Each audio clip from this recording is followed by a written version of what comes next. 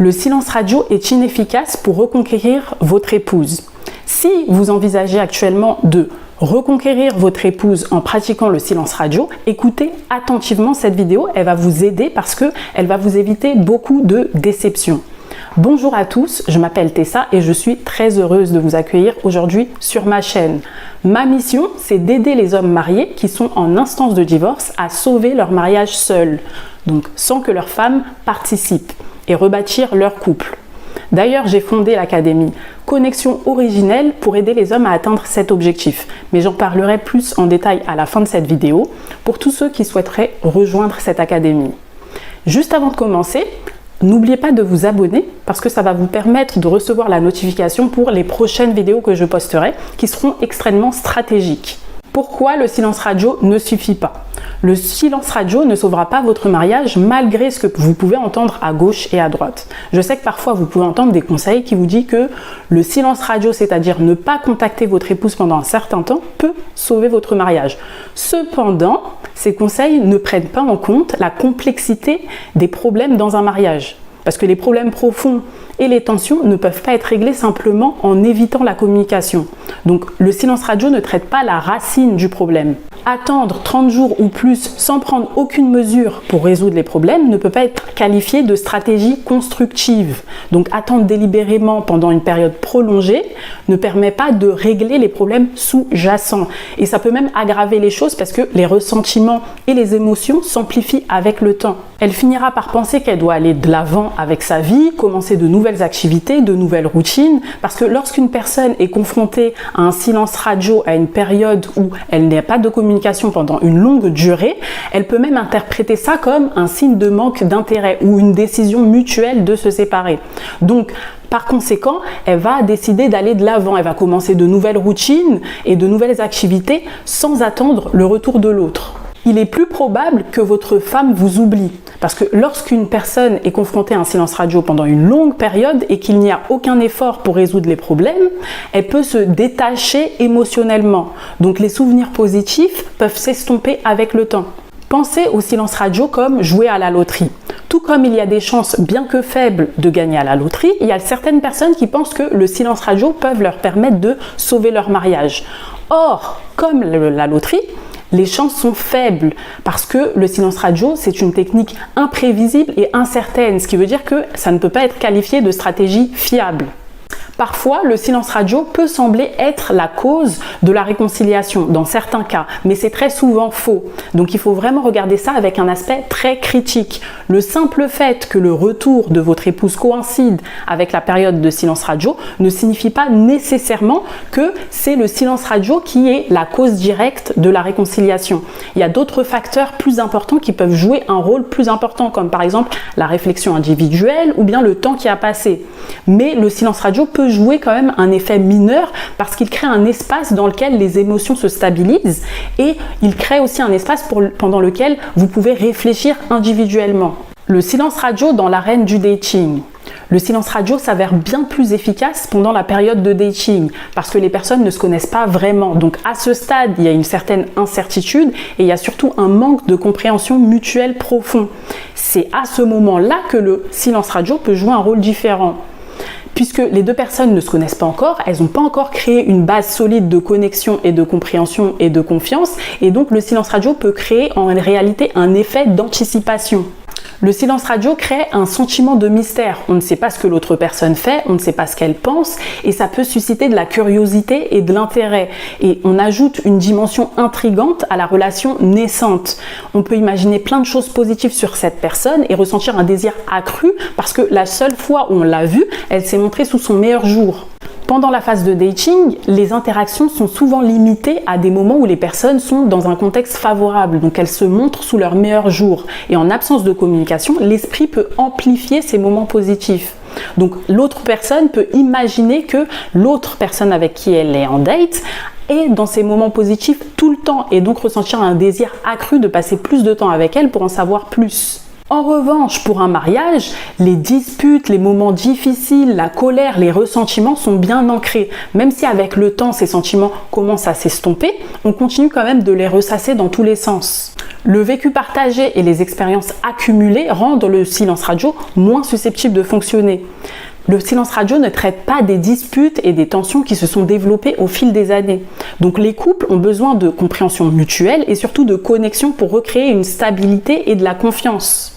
Le silence radio, une stratégie pour faire naître le désir. Avant de commencer, il est important de reconnaître qu'il y a un manque de solution en cas d'échec du silence radio. Donc lorsque vous envisagez de reconquérir votre épouse avec le silence radio, il est important de constater qu'il y a un manque de directives et il y a un manque de conseils si votre technique ne fonctionne pas. Donc ça va vous laisser dans des moments difficiles si votre technique ne fonctionne pas comme prévu. L'objectif du silence radio est de faire en sorte que votre femme vous recherche passionnément. Donc en vous retirant temporairement de sa vie, vous essayez de créer un vide émotionnel qui suscitera chez elle le besoin, le désir de combler ce manque. Donc l'issue escomptée est que ce sentiment de manque l'incitera à agir comme un puissant moteur pour l'inciter à entreprendre des démarches actives pour vous retrouver. Certains conseillent même une version active du silence radio. Donc ça veut dire que vous allez pratiquer le silence radio combiné à du développement personnel pour améliorer vos chances de succès. L'idée, c'est de devenir la meilleure version de vous-même. L'objectif de cette approche, c'est que vous réapparaissiez devant votre femme en ayant subi des changements positifs et inspirants. Et ces changements positifs et inspirants doivent susciter l'admiration de votre femme, ce qui peut découler sur une réconciliation. Donc l'objectif, c'est de changer vous-même, mais également de changer la perception que votre femme a de vous. Mais cette technique est peu probable de fonctionner parce qu'on ne peut pas créer du manque à partir de rien, et c'est ce qu'on va voir dans la prochaine partie. Lorsque votre femme vous a quitté, on est d'accord qu'elle ressentait plus du ressentiment et de la colère plutôt qu'une affection profonde. Et on sait qu'une affection profonde ne peut pas être créée magiquement à partir de rien du tout. Et il est important de comprendre ça si vous voulez avoir des attentes réalistes quant à votre technique de silence radio. Au contraire, ça peut intensifier l'absence de connexion et la déconnexion émotionnelle. Et il faut savoir que si les émotions positives étaient absentes avant, le silence radio peut agir comme un amplificateur de cette absence de sentiment. Et cette absence de sentiment peut amplifier la déconnexion émotionnelle, qui à son tour accroît une nouvelle déconnexion émotionnelle. Donc en fait, c'est un cercle vicieux. Au contraire, votre femme peut interpréter le silence radio comme un signe de manque d'intérêt, que vous ne vous souciez pas d'elle ou bien même que vous êtes en colère contre elle. Donc ça peut être perçu différemment par votre femme. Et ça peut même amplifier l'idée qu'elle avait déjà au début de la rupture, c'est-à-dire que vous ne souhaitez pas sauver votre couple. Donc vous devez considérer comment le silence radio peut être perçu par votre femme et comment il peut influencer sur ses réactions et ses interprétations. C'est pour ça qu'il faut avoir des intentions claires, il faut clarifier vos intentions pour éviter ces mauvaises interprétations. Le silence radio, un remède à la pression. Je sais que malgré les limitations que je viens de citer, il y en a certains qui peuvent quand même être attirés par le silence radio. Vous voyez ça comme une solution rapide à vos problèmes relationnels, même si ce n'est pas une méthode efficace. Vous cherchez plutôt une méthode rapide, vite fait, plutôt que de créer une connexion profonde et véritable avec votre épouse. Cette approche semble attirante parce que, en fait, elle offre un soulagement immédiat à la pression.